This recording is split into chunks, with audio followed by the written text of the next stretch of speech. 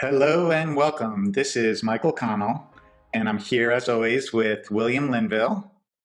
And here we go. Does the divisiveness and the political polarization in the US and internationally have any relevance for us? Yes. Actually, it has eons of relevance because you're watching the polarization. You're watching technically all the hidden agendas, all the stuff that's been decided behind closed doors, all the stuff that's been swept underneath the carpet, all of the secrecies, agendas, and all the underlying magnetics coming right up to the surface now. It's interesting because you've been aware of it, but not cognitively or consciously necessarily.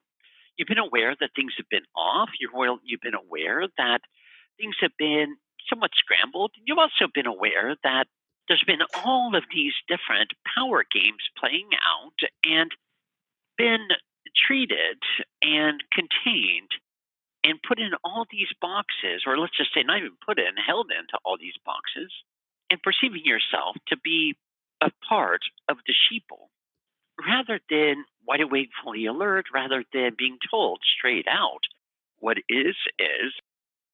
And due to all this magnetic polarization, of course, it's affecting the weather patterns. Of course, it's affecting even really how you feel throughout the day when you embark in all these journeys throughout your day. And I'm referring that to the exponential world and why you're feeling even a lot of senses of unrest, why you're feeling even at other times very much on edge or anxious or irritated.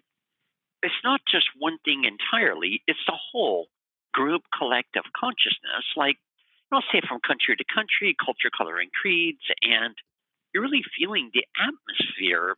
And a lot of it feels very gunky, sometimes very heavy, very dense, sometimes very foggy. But the reality is you're picking up on all these magnetic fortitudes. And I do want to say a lot around ambivalence, a lot around like constant streams of anxiety and constant feeling of unrest, because all these levels in states are all coming up very powerfully, very overwhelmingly. And yet now they're coming into what I call the consciousness, the conscious mind. As more and more you're waking up, more and more finding your ground, your space, your place in a body on a planet, not so much part of a system, more part of you becoming you outside of a system and honoring systems for the sake of systems, but not necessarily becoming basically a deaf, dumb, and blind follower of, okay, this is happening, that's happening, now I'm going to follow this, I'm just going to buy into this, I'm going to cower down, I'm just going to do what I'm told to do, when I'm told to do it, how to do it, rather than really finding yourself in your own center, arising to the occasion, not so much creating a revolt, but rising to the occasion of what you find to be appropriate or inappropriate, what you find to be impeccable honesty, sincerity, and integrity. And I'll say within the system, but I really mean like through society, through culture, colors, creeds, through countries, on and on and on, to where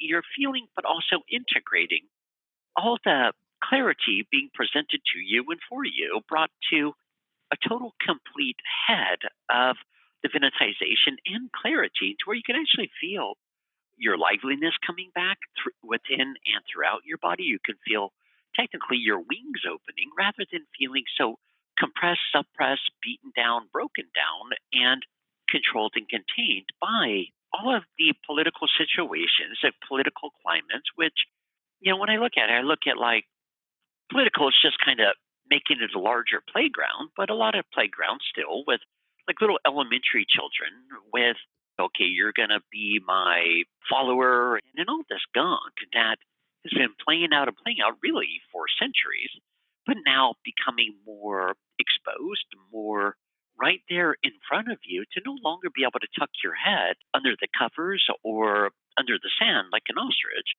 but really, as a whole collective, wanting all of this to come to a head, to see it from a state of realization and clarity rather than being hijacked and broken down and hidden in a state of submission. So, what I heard you say is that this divisiveness has always been there, and there's been a level of ambivalence for all concerned. And now, as a lot of things are coming to a head on the planet and in our politics, now we're just much more aware of it. And it's also becoming visually, consciously, more and more and more seen, accessible, available, and visual. So there's really no, I believe this, you believe that, and now we're going to go head to head for, which has gone on for basically since the beginning of society. My beliefs are better than your beliefs, and we have what is it, the donkeys versus the elephants, and all the Republican, Democratic, blah blah blah stuff, and just all the divisiveness there, rather than look, we're brother humanity, we're creator incarnate now. Why don't we come together minus ego structures, coming together of what's really seriously the best for all concerned? Not my best, not your best, not my beliefs, not your beliefs, but really from, I'd say, the level of the heart and clarity in a state of communion, camaraderie, and mutual honoring, rather than all this man made taught structures of polarization. Because remember, these systems were created not about being a libertarian, a Republican, a Democrat, or basically just living with our heads in the clouds. It's been put there to create divisiveness, because the more divided you are, the more power they have. Because if everyone stood together as a united front, there's no way around it. The system would collapse. Everyone would be held accountable. Rather than trying to create all this divisiveness to where humanity is running in circles now with their hands in the air and head under the ground like an ostrich, and these other systems are able to get what they want when they want it, how they want it, just depending on what story they're going to tell next. And then now there's nothing swept under the carpet. Everything's exposed for long-term beneficial change. And that's where it becomes so comical, as it kind of is right now anyway, as a comedy, because each and every thing shared, said, blah, blah, blah, there's no place for any of this to be hidden away in a cellar anymore. And it's very blatant. It's right out there where, wait, do we want an actor or actress, or do we want one that's really going to be a fearless leader?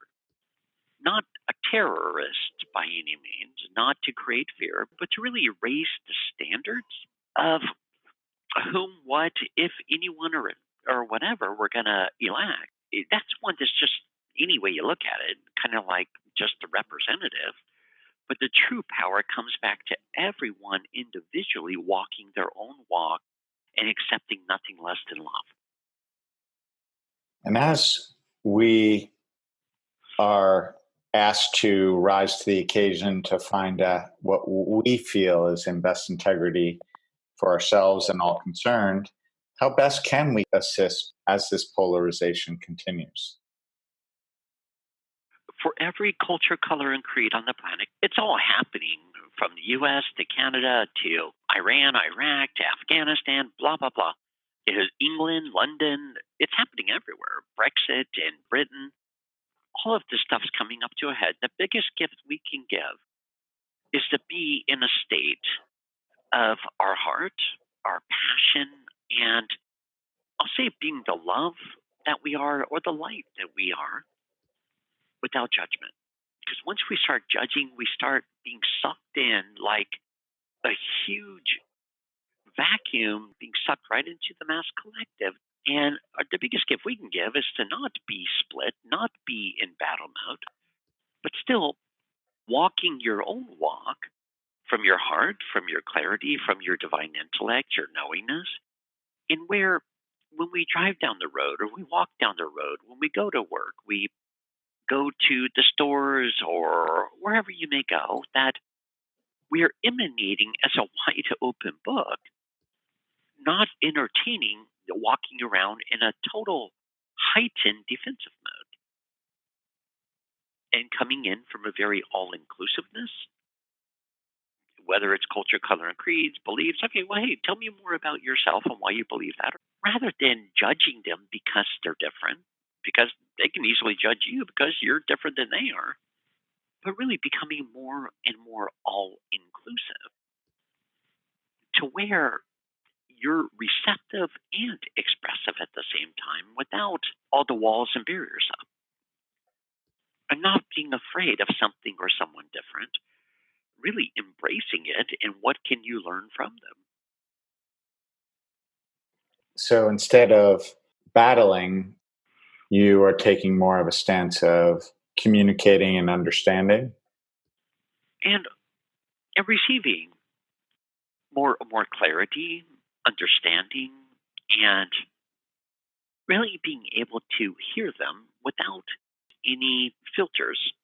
And then from there, clarity and understanding is where we're getting back to true power, because each and every one of us are still creator incarnate, but the biggest difference there is my experiences versus your experiences, my customs versus your customs, and not one better than the other, but how can we all come together to celebrate together? I really appreciate you sharing that. Biggest gift we can give in all situations is to be in the state of our heart and our passions without judgments of others. Exactly. And then how much more can we let our heart open up to be one with your own source consciousness? That goes beyond culture, colors, and creeds. It goes beyond customs. It goes beyond beliefs. Everyone on this planet is still looking for the same thing, which is to love and be loved.